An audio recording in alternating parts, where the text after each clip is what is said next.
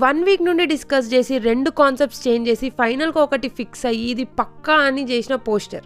15 గేమ్స్లో కష్టపడి గెలిచిన మా టీమ్ ఎఫర్ట్స్ అన్నీ నా వల్ల కత్తామిగా షెడ్డుకి వెళ్ళిపోతే ఏమో అనిపించిన మూమెంటే పోస్టర్ ప్రజెంటేషన్.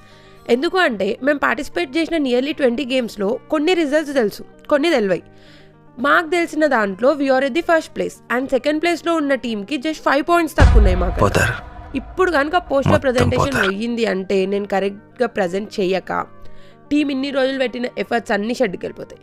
ఆ టీం మంచిగా చెప్తే they will beat us in the championship. మా టీమ్ లీడ్స్ దగ్గరికి పోయి ఏం అయ్యే పనుల్లో లేవు, నాతో కాదు, ఇంకెవరికైనా ఇచ్చేసేయండి అన్నాం. అప్పుడు ప్రియాంక వాజ్ లైక్, లైట్ తీసుకో, పో, వచ్చింది చెప్పు, రా, జస్ట్ ఎంజాయ్, వచ్చినా పోయినా ఎవ్వరేమన్నారు నిన్ను అనింది. ఇప్పుడు ఇంకా no pressure of winning, no fear of losing. భయపడే వెళ్ళినా బట్ బాగానే చెప్పినాం.